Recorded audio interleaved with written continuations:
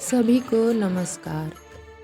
परमात्मा एक मार्ग में जब सेवक एक भगवान का त्याग करते हैं तो एक भगवान की प्रतिमा, तत्व की प्रतिमा, बाबा की प्रतिमा और माला मिलता है, जिसे सेवक हवन के दौरान और विनती करते समय बाबा हनुमान जी बोलते हुए 1 से 8 बार जाप करते हैं, 108 बार जाप करते हैं। वे माला जिसमें 108 मणि होते हैं।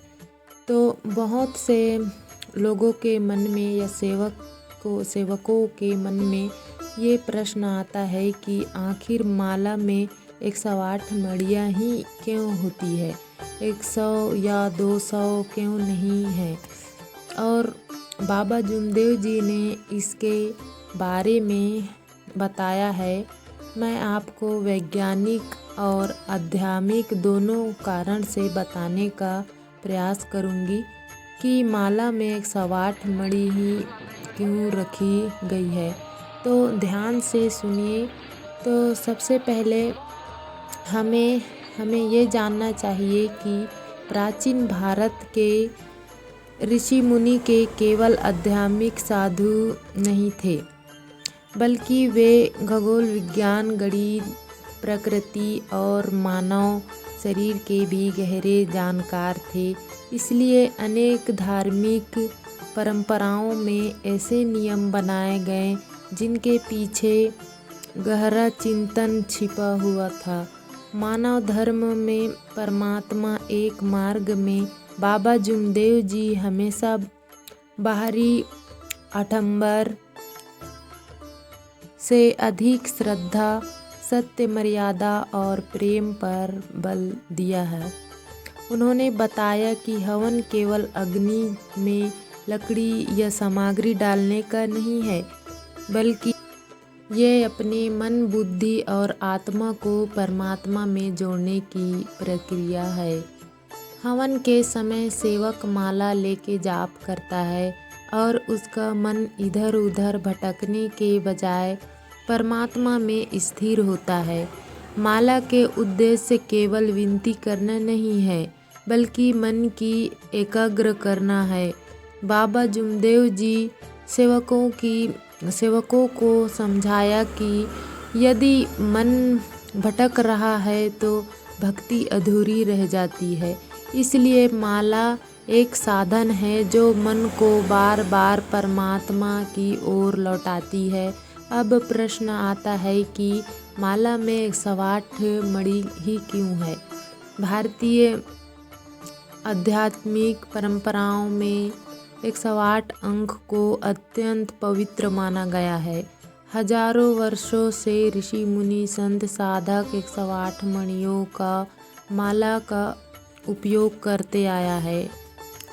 माला में 108 मणि होने की वैज्ञानिक दृष्टिकोण सूर्य और पृथ्वी के संबंध और खगोल विज्ञान के अनुसार सूर्य का व्यास लगभग उसके और पृथ्वी के बीच की दूरी लगभग 108 गुना अनुपात दर्शाता है।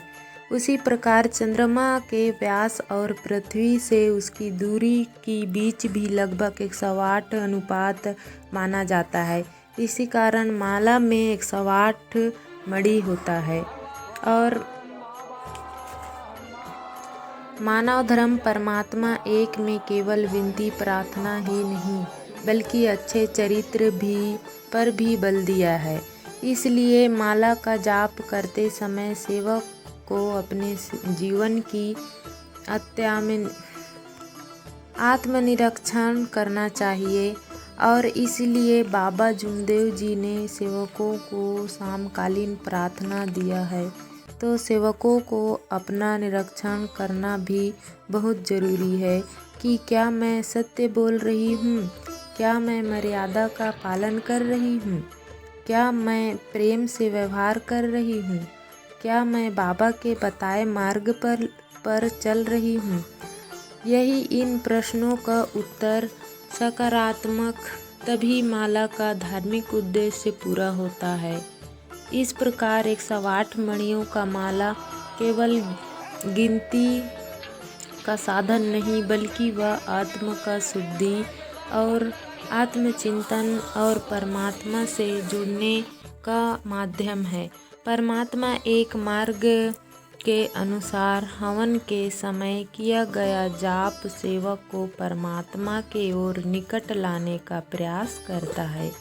बाबा जुमदेव जी ने हमेशा इस बात पर जोर दिया कि परमात्मा तक पहुँचने का मार्ग सत्य, मर्यादा और प्रेम सेवक से होकर जाता है। इसलिए जब भी सेवक 108 मणियों का माला हाथ में ले तो केवल मणि को ना फेरे बल्कि अपने जीवन को बाबा के बताए अनुसार आगे बढ़ाने का संकल्प ले, तभी हमारा उद्धार होगा और हम सुख समृद्धि से अपना जीवन बिता सकेंगे। इस वीडियो में आपको कुछ सीखने को मिला हो तो वीडियो को लाइक करें और ऐसी ही मानव धर्म आधारित वीडियो देखने के लिए हमारे इस परमात्मा एक मोटिवेशन यूट्यूब चैनल को लाइक सब्सक्राइब करें। नमस्कार जी।